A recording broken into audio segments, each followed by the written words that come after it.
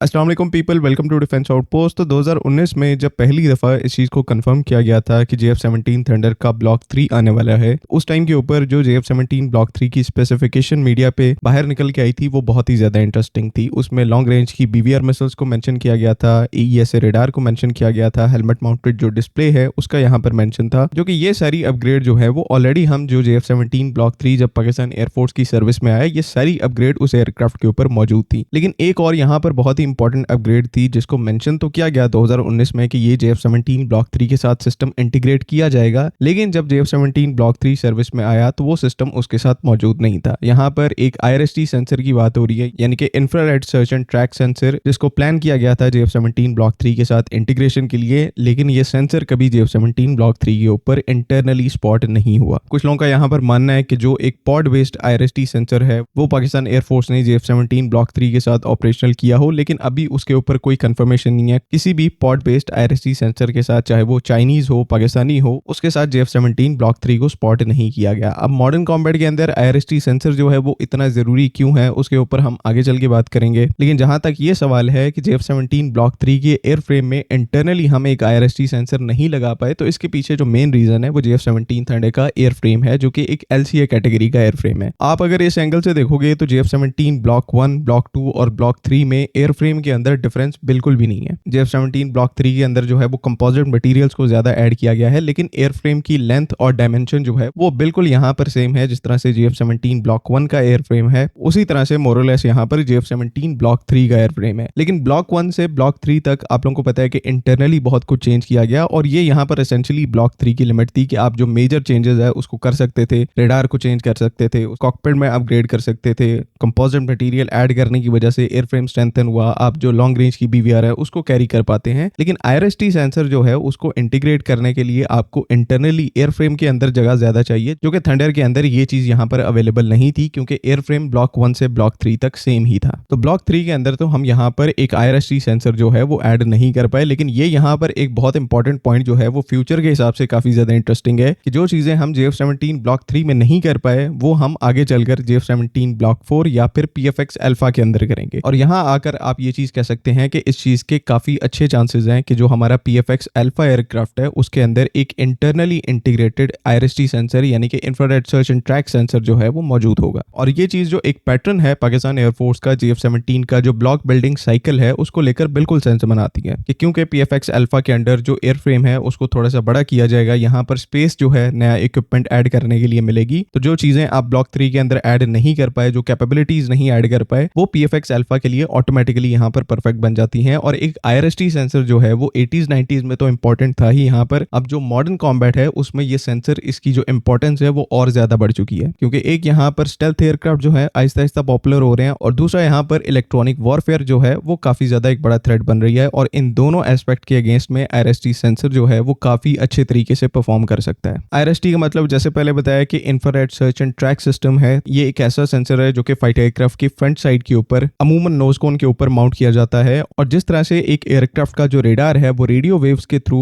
Fighter aircraft का पता लगाता है, ये जो IRST सेंसर है ये दूसरे फाइटर एयरक्राफ्ट से निकलने वाली जो हीट और उसका जो IR सिग्नेचर है उससे किसी भी टारगेट को या फिर फाइटर एयरक्राफ्ट को डिटेक्ट करने की कैपेबिलिटी रखता है। और क्योंकि यहाँ पर एक पैसिव सेंसर है, खुद से कुछ एमिट नहीं करता, तो इसको जैम नहीं किया जा सकता, और ना ही जिस एयरक्राफ्ट को आप टारगेट कर रहे हैं उसको पता लगेगा कि आपको कोई IRST सेंसर जो है वो ट्रैक और लॉक कर रहा है। ये स्पेशली इलेक्ट्रॉनिक वॉरफेयर एनवायरनमेंट में जो है वो काफी काम आता है, जहां पर आपका रेडार जो है अगर EW की वजह से डिग्रेड हो जाए तो आप IRST सेंसर का यूज करके टारगेट्स को देख सकते हैं, लॉक कर सकते हैं। और साथ ही साथ यहाँ पर अगर आप किसी स्टेल्थ टारगेट को, स्टेल्थ एयरक्राफ्ट को फेस कर रहे हैं, वो जो स्टेल्थ एयरक्राफ्ट है वो अपना रेडार सिग्नेचर तो छुपा सकता है, लेकिन वो अपने एयरक्राफ्ट से निकलने वाली जो हीट है उसको क्योंकि नहीं छुपा सकता, तो 50 to 100 किलोमीटर के रेडियस में जो IRST सेंसर है उसको परफेक्ट तरीके से यहाँ पर डिटेक्ट कर लेगा। तो यही जो कुछ यहाँ पर इंपॉर्टेंट कैपेबिलिटीज हैं IRST सेंसर्स की या फिर पैसिव सेंसर्स की, ये पाकिस्तान एयरफोर्स के लिए इनको काफी ज्यादा इंपॉर्टेंट बना देती हैं। और वैसे ही पैसिव सेंसर से पाकिस्तान एयरफोर्स का जो लगाव है वो काफी ज्यादा है। और IRST सेंसर के केस में इस पूरे इक्विपमेंट की जो टेक्नोलॉजी है उसको 1990s में ही हमने यहाँ पर इंडिजनाइज कर लिया था। 1992 में पाकिस्तान एयरफोर्स का जो एयर वेपन्स डेवलपमेंट कॉम्प्लेक्स है उनकी तरफ से एक infrared search and track IRST pod जो है उसको डेवलप किया गया था हमारे जो मिराज एयरक्राफ्ट है उनके लिए। ये आप यहाँ पर उसकी पिक्चर भी देख सकते हैं। और 1994 में यहाँ पर इस पॉड की जो प्रोडक्शन है उसको भी यहाँ पर स्टार्ट कर दिया गया था। और प्रोडक्शन के बाद कुछ टाइम के लिए पाकिस्तान एयरफोर्स ने इस पॉड को यहाँ पर यूज भी किया अपने ऑपरेशंस के अंदर। एयर टू एयर ऑपरेशंस में मिराज एयरक्राफ्ट को इनके साथ ऑपरेशनल किया गया, लेकिन देन 2000s में जब BVR air to air missiles आ गई तो उस टाइम के ऊपर टाइम ऐसा था कि IRST सेंसर्स जो हैं वो थोड़े टाइम के लिए ऑब्सोलीट हो गए थे। सारी जो एयरफोर्सेस समेत पाकिस्तान एयरफोर्स का जो फोकस है वो रेडार गाइडेड मिसाइल्स के ऊपर चला गया, रेडार गाइडेड एयरक्राफ्ट के ऊपर चला गया। तो IRST सेंसर का जो ये हमारा प्रोजेक्ट है उसको इतनी इंपॉर्टेंस नहीं मिली और ये कंटिन्यू नहीं हो पाया। फास्ट फॉरवर्ड करेंगे आज यानी कि 2026 में, तो इलेक्ट्रॉनिक वॉरफेयर का थ्रेट और स्टेल्थ एयरक्राफ्ट का थ्रेट जो है इसने दोबारा से IRST सेंसर्स को एक काफी ज्यादा इंपॉर्टेंट इक्विपमेंट बना दिया है, जिसकी वजह से एक तो यहाँ पर पाकिस्तान एयरफोर्स की तरफ से JF-17 ब्लॉक 3 के साथ एक IRST सेंसर प्लान किया गया था, लेकिन वहां पर ऑब्वियसली सिचुएशन की वजह से वो चीज हम नहीं कर पाए। तो ये जो PFX अल्फा अब यहाँ पर एयरक्राफ्ट आ रहा है जहां पर एडिशनल टेक्नोलॉजीज इस एयरक्राफ्ट के अंदर ऐड की जाएंगी, तो इसी के साथ हमारा जो एक इंडिजिनस नेक्स्ट जनरेशन का infrared search and track sensor IRST sensor जो है वो भी यहाँ पर PFX अल्फा एयरक्राफ्ट के अंदर इंटीग्रेट किया जाएगा। पाकिस्तान एयरफोर्स के जो ऑफिशियल्स हैं वो खुद इस चीज को यहाँ पर मेंशन कर चुके हैं कि डिफरेंट टाइप के जो पैसिव सेंसर्स हैं उनके ऊपर काम चल रहा है और कुछ को यहाँ पर रोल आउट कर दिया गया है। और IRST सेंसर की टेक्नोलॉजी में क्योंकि यहाँ पर हमारा प्रीवियस एक्सपीरियंस है 1990 से, जब हमने अपना पहला जो IRST सेंसर है उसको डेवलप किया, तो इस टेक्नोलॉजी की जो मॉडर्न फॉर्म है उसके अंदर आने में पाकिस्तान एयरफोर्स को कोई इतनी ज्यादा डिफिकल्टी नहीं होगी। तो ये जो IRST सेंसर है ये PFX अल्फा के अंदर एक बहुत बड़ा जो अपग्रेड है वो होने वाला है। और ना सिर्फ इवन आपको PFX अल्फा के अंदर IRST सेंसर जैसा इक्विपमेंट मिलेगा, बल्कि इसके जो वेपन सिस्टम हैं वो भी इसी तरह के पैसिव मोड के वेपन सिस्टम होंगे। जिस तरह से रिसेंटली गिट्स की जो फास्ट BVR मिसाइल है, फास्ट 1 का जो IIR वेरिएंट है उसकी पिक्चर सामने आई थी और उसके ऊपर हमने डिस्कशन की थी। वो जो मिसाइल थी एक BVR मिसाइल थी, लेकिन उसके अंदर रेडार सीकर की बजाय एक IIR यानी कि इमेजिंग इंफ्रारेड सीकर यूज किया गया था। और इस सीकर को अगर आप यहाँ पर पेयर कर देते हैं PFX अल्फा के जो ऑन बोर्ड IRST सेंसर होगा उसके साथ, तो PFX अल्फा जो है वो अपना रेडार ऑफ करके भी यहाँ पर अपने IRST सेंसर के थ्रू ना सिर्फ टारगेट को लॉक कर पाएगा बगैर उसको कोई वार्निंग सेंड किए हुए, बल्कि यहाँ पर पैसिव मोड के अंदर ही जो अपनी BVR मिसाइल है जो कि IIR सेंसर के साथ होगी, मिसाल के तौर पर फास्ट 1 जो है उसको फायर कर सकता है। और ये सब जो है वो पैसिव मोड में होगा। ना एनिमी फाइटर एयरक्राफ्ट को तब पता लगेगा जब उसको लॉक किया जा रहा होगा, ना ही उसको तब पता लगेगा जब उसके ऊपर जो एक मिसाइल है उसको फायर किया जा रहा होगा। तो ये पैसिव सेंसर्स का एक बड़ा इंटरेस्टिंग इकोसिस्टम है जिसके ऊपर इस टाइम के ऊपर पाकिस्तान एयरफोर्स काम कर रही है। और हमारे जो नेक्स्ट जनरेशन एयरक्राफ्ट हैं उनमें ये जो पूरा इकोसिस्टम है इसके अच्छे चांसेस हैं कि उसको यहाँ पर ऐड किया जाए और वो पहला एयरक्राफ्ट जो है मोस्ट प्रोबेबली यहाँ पर PFX अल्फा होगा। आई होप कि तमाम चीजें यहाँ पर क्लियर हैं। आपका कोई ओपिनियन है तो काइंडली उसको कमेंट्स में जरूर लिखें। बाकी अगली वीडियो तक के लिए अल्लाह हाफिज़।